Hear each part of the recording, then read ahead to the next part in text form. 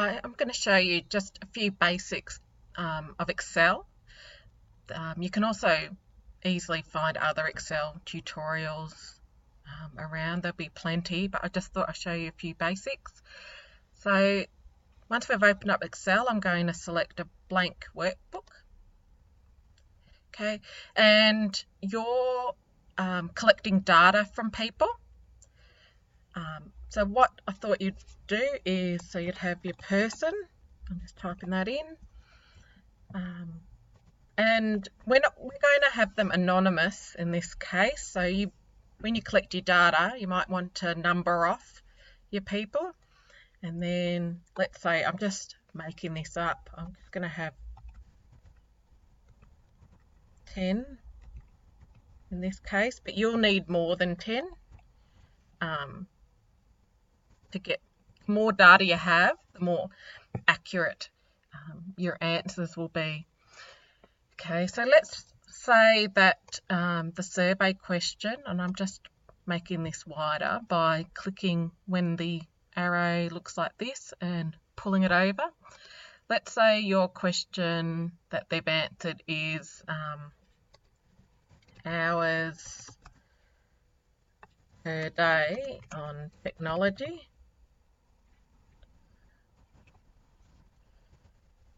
Yep. And I'm just going to make up these figures, but you'll use the figures that you're given from your surveys. So I'm just going to pretend, let's say person 1 said 3 hours, person 2 said 4, person 3 said 2.5, okay, etc. I'm just making these up. I don't know what people would say is the number.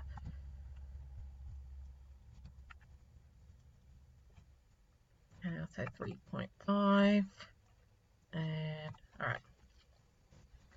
Okay, so you'll put in your actual data with the person, and you'll probably have more columns as well. So here I've got hours per day on technology.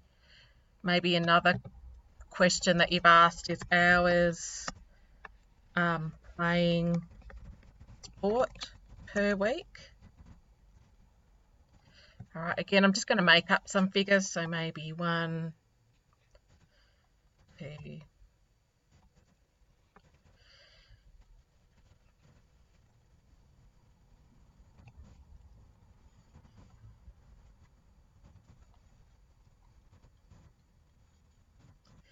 I've just made those up. So you put in the data that you've actually collected.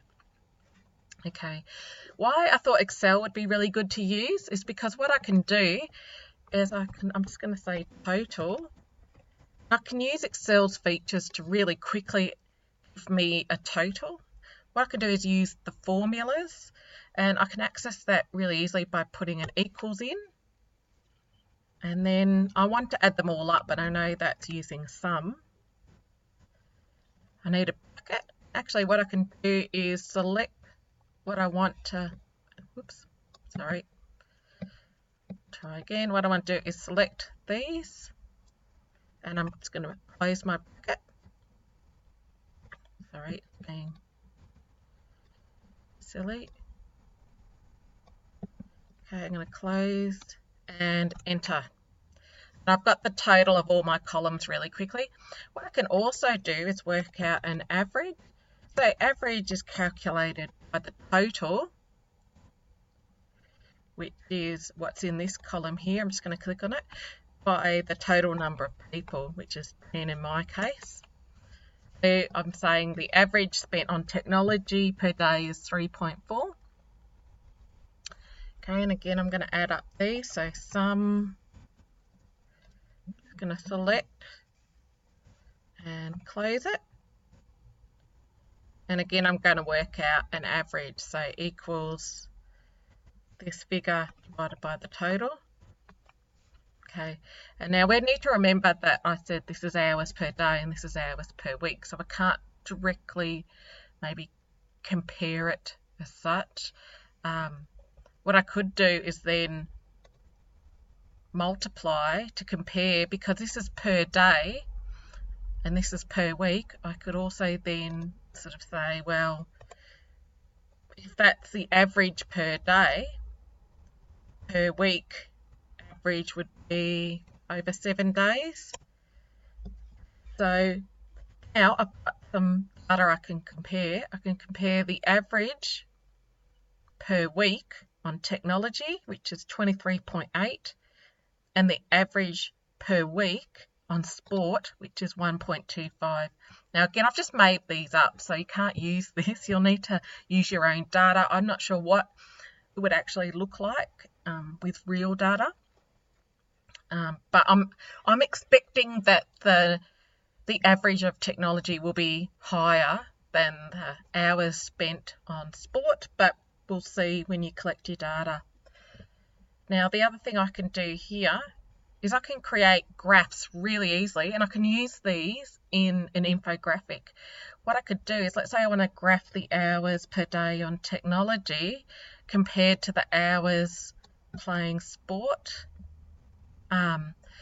Again, that's a bit hard because it's hours per day and hours per week on sport. What I probably would do instead is, now I'm going to say hours per week on technology, and I'm actually going to take these figures and multiply by 7 to create it so it becomes a week.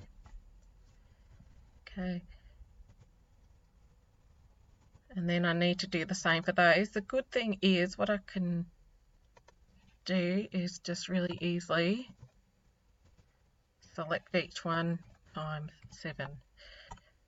Yep, so equals, and I could just type it instead of selecting it. So I could say B, I could just type this, equals B3 I'm up to, times 7. Now, oops, not B3, B4, sorry. That's why I got the same number there. I'm up to B4. Okay, equals B5 times 7. The other thing I can do, and I don't know if this is a little bit tricky now, but this is what I would do, is I'm up to B6 times 7.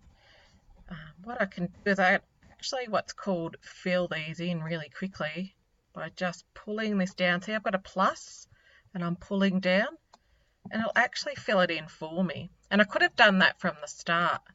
Instead of typing those all in, I can do this, and it'll actually calculate them all for me without having to do it individually.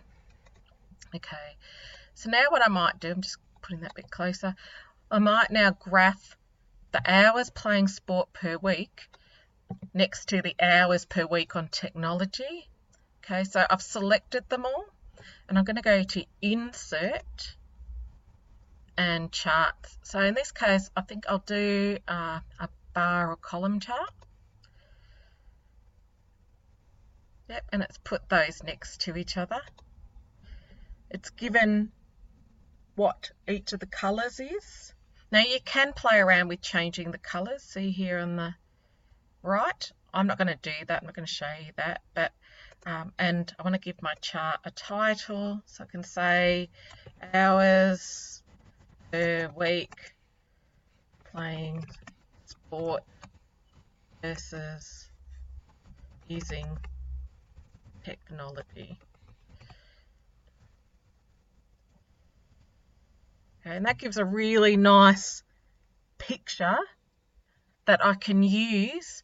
If I select it and go copy, you can actually copy and then you can paste it into whatever you're using to create your infographic.